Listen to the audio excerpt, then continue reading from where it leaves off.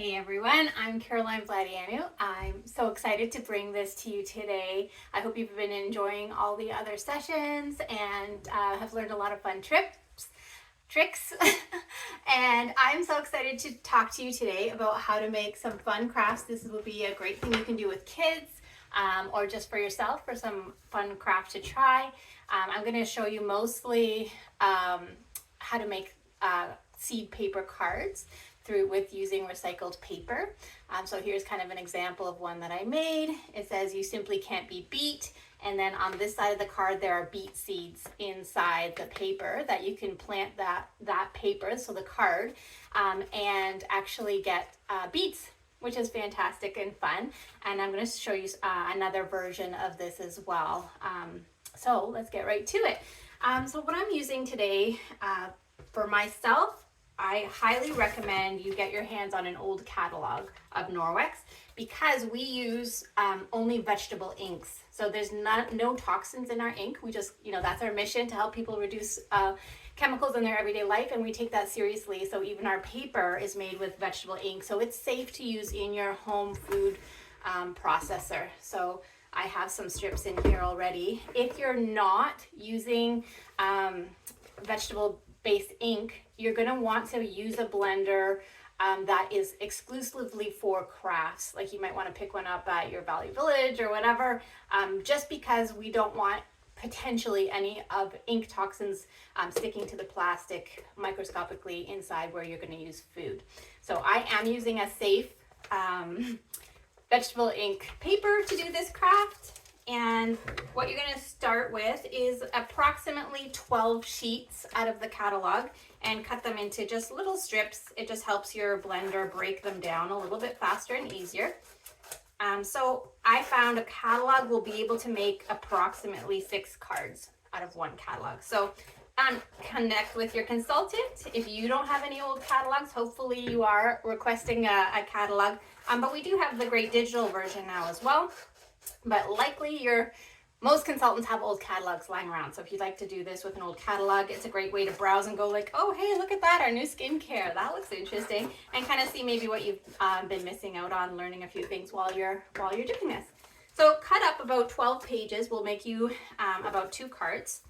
And once you've got that nice pile of stripped paper, you're going to soak it into your blender so that you get about 2 cups of liquid. Add water till it's about the 2-cup line and let it soak for about 15 minutes or so, just so that the paper is nice and wet. And then you're going to blend it. So what I like to do is actually add a bit of natural coloring and little flecks of blue, which I think is really pretty. I don't know if you can see it in the card that I made here. See the flecks of blue, and it kind of makes the blue uniformity a little bit nicer for the paper. It almost has like a lavender look, and this is about a 1/2 cup of blueberries that I'm going to add in there. Gives it a nice smell. I have something else that's going to make it smell pretty too, but for me it's mostly the color because it kind of evens out that color, makes it a nice kind of a light lavendery blue. All right, so this is going to be loud for a second, but it doesn't take very long. So we're going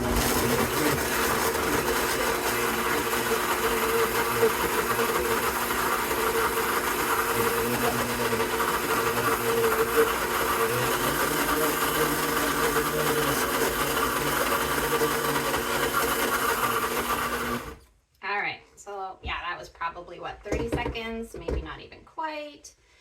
What it'll look like, just so you can see, is just a mulch of that paper and blueberry. So we have this wet pulp, and what we're going to do with that is we're going to be straining out the water onto a frame. So I made a frame. I'm going to show you how to make the frame. This is my frame that I used. And what you're going to use to do that with is a 5x7 picture frame that you can pick up anywhere.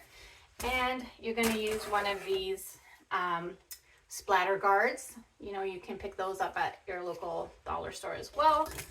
And what we're going to do to make the actual screen on that film, be careful, these are pokey. So yeah, if your kids are doing this part of it, you might want to actually be the one pulling it out, because if these edges are a little bit sharp, but for the most part, it'll just pop right out. You can pop it. There's one area near the bottom where it's glued that I use a scissor to help it let go there. And just pop it out all the way around. Again, watch your fingers. You might even want to wear gloves for this. I'm not a gloves person myself, but I probably should be because I did get a little poke just there. Oh, it's almost all the way out.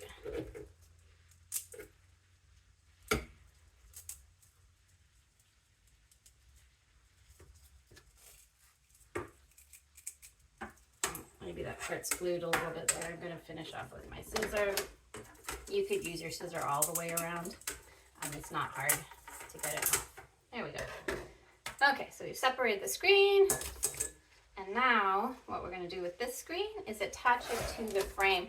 So on your picture frame, pop out everything so that you're left with just the outside frame.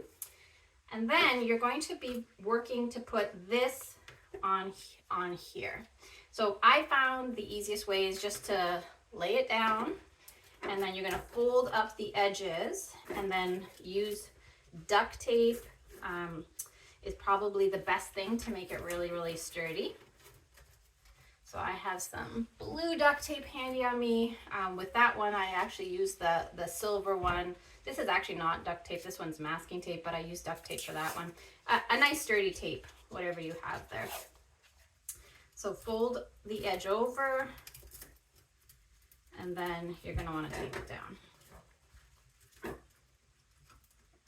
And you're going to cut off the excess.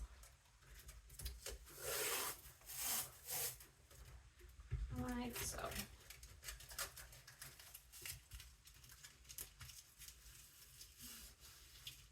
So there's some excess here that's sticking out. I'm just going to cut off the excess.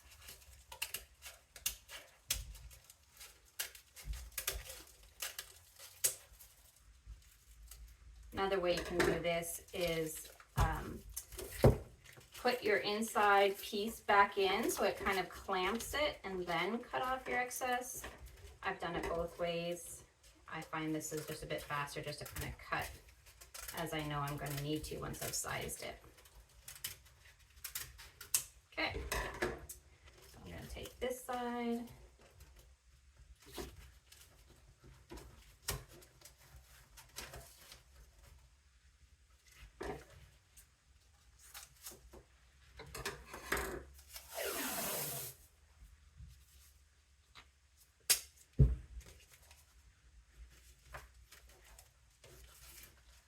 The nice thing about this is it also covers those sharp edges so that your kiddos, if they're helping you, they're not gonna get pokies on their finger. Although do have a double check around to make sure if there's anything sticking out, like a little edge there, you can always just cut them off as well.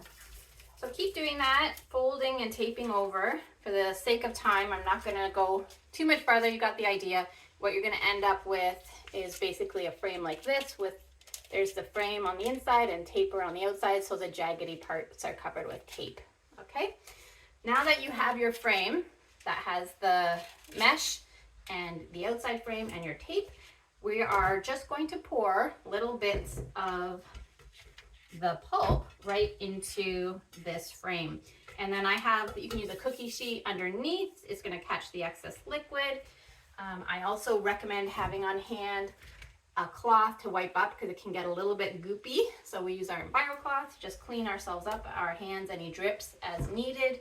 And you're going to need a good absorbent sponge. I really like the Norwex Enviro sponges. They have a non-sticky side that's kind of a little bit abrasive, which is what I love of my stovetops. But this also makes sure that it's not going to stick to the pulp. And then they have a more absorbent side. So you can kind of play with and see, is it ready for the more absorbent side, it's not sticking, or the side that doesn't stick. If you have spear sponges by Norwex, those work too. I've used those as well. So I'm just going to pour a little bit of this out.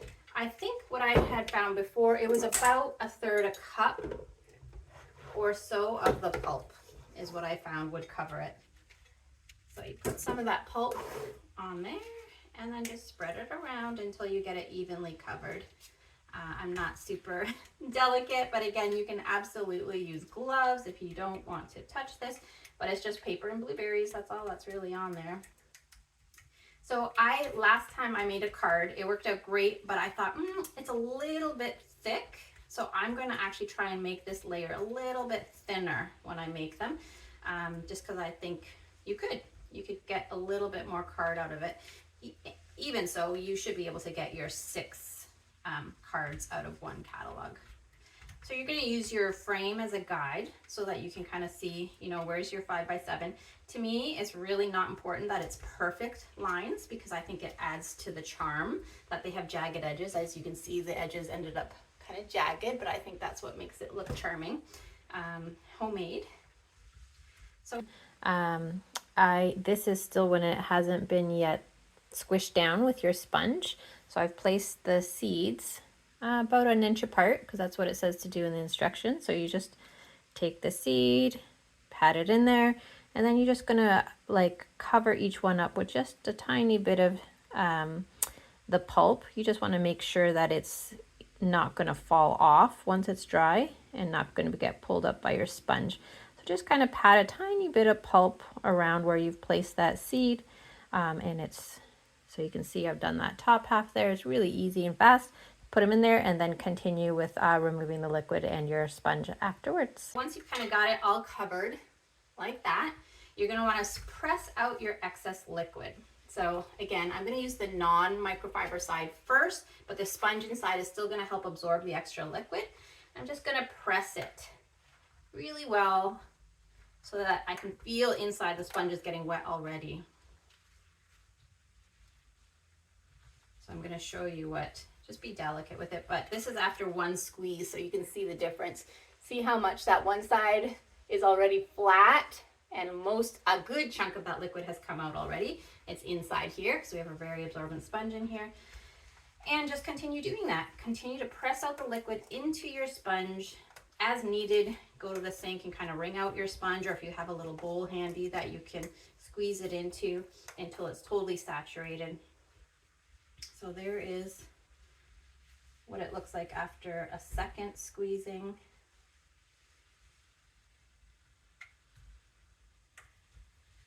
A little bit thinner one. It does want to pull up a little bit because it's not quite as thick, but I think it'll still work having it thinner. Just fixing it a little bit so you can see that it's squished out the majority of the liquid. So once you're happy with how much liquid you've been able to get out, I'm just going to squeeze this out here for a second. Maybe do a little bit more. Once you feel like you've gotten most of the liquid out, then what's a great thing about using our towels, they are ultra absorbent. I actually have our new towel. We've never ever had a brand of microfiber with lyocell. So I'm going to move my cookie sheet out of the way here. So this is our new lyocell towel, still anti-bac, so it doesn't get stinky, but we're actually in an experiment right now with my husband and I to see how long he can go without us washing it, without it getting stinky. So I'm excited about that. This is the hand towel size. We have a very, very large bath towel size as well. But the nice thing about that is going to continuously, it uses capillary action like our microfiber does to pull the liquid away. So you're going to tip it and kind of allow it to tap out that. Just tap it a little bit. It should let go without too much problem. There we go. So you can see it's not in there anymore. It's right here. And now you're just gonna let it dry. So the fun thing to do though, if you would like, when you're decorating it, is where you can get really creative. So you're gonna keep repeating that process. You should get about 4 of those out of those 12 cups of paper, the 12, pages of paper, and your 2 cups of water. You should get about 4 of these guys here. So kind of take about a quarter each time. It might have been a little skimpy this time because I was trying to go thinner, but you know, about a quarter of your pulp each time. And then to make it fun, you can use, and I actually last time did put some of this strawberry emulsion. It's a food grade baking flavor, which is strawberry. I did put a bit in the actual card when I made this one.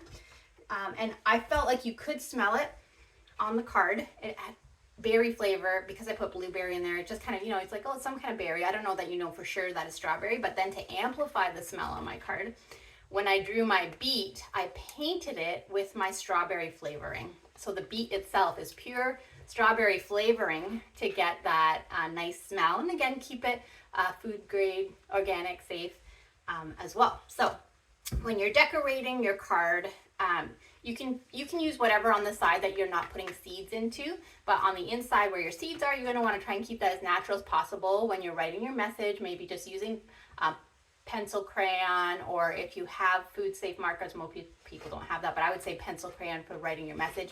And then on the inside here, I had plant me in early spring to keep me moist to harvest your beets, and keep me moist to harvest your beets. So, and I have an arrow pointing to this side. So that's the side they can plant, and this is the side that you can decorate. So once you have your wet pulp here, actually it's probably better to do this before you squeeze it out. I forgot that step. But you're going to be making 2 of these, so I can always do it in the next one. Before you squeeze out all the water, it's a little bit easier to hide your seeds in the pulp. So another great idea besides beet seeds, which you can buy your beet seeds, but I think it'd be super fun to have a forget-me-not flower seeds. So when you make your card, so these are 2 of those sheets that have dried. So they're just 2 of the sheets. For the forget-me-nots, I'm going to write, please forget me not, and then have draw maybe a little picture of some blue flowers. It's already nice that it's got a blue background. So decorate it how you want. My writing has never been great, so I'm sure yours is going to be better than mine. Forget me not. And then there's just some cute little flowers. And again, you could use food grade food coloring down here if you wanted to. This is why it's fun for it to be a little kids craft too, because they love drawing.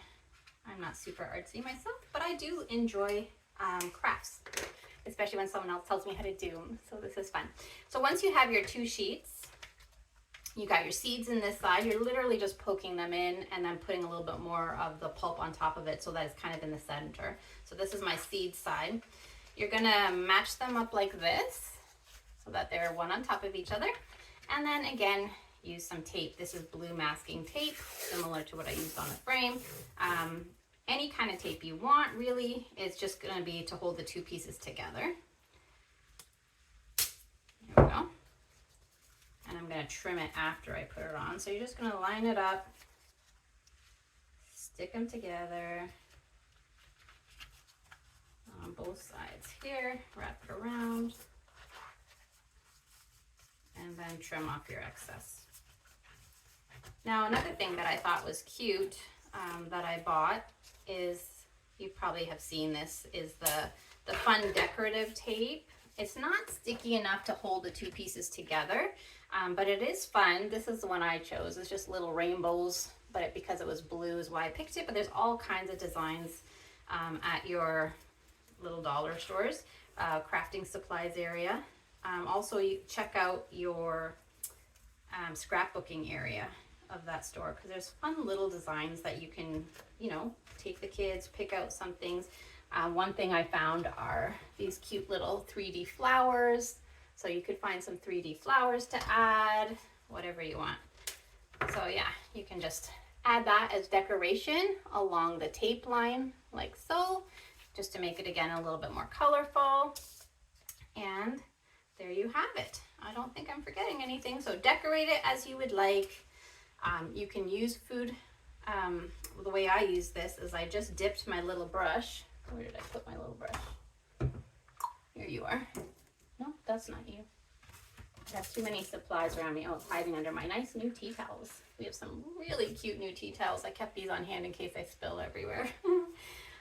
So if you want to, just to keep that smell going, what I had done is I put a little wee bit of this just in the cap, because you really don't need a lot.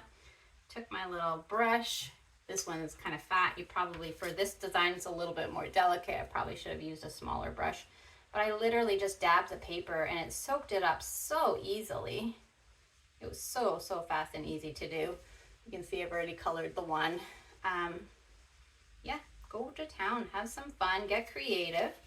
But just let the person know when you're giving it to them that, again, write your note in there, but tell them about that you can plant that in a pot. So these forget-me-nots, you could even, as a little gift, you could put it along with a cute little flower pot and make it already have dirt in it. So it'll literally be just like tear up this card and put it inside the dirt and water and watch the flowers grow. The beets, obviously, you're going to want to plant outside when the weather is Good enough. And before I forget, almost forgot, we need to give you your secret question to answer. So I would like to know, how many cards do you send out every year? So answer that in the comments to get your name in the draws. How many cards, physical cards, do you send out to people in the mail every year?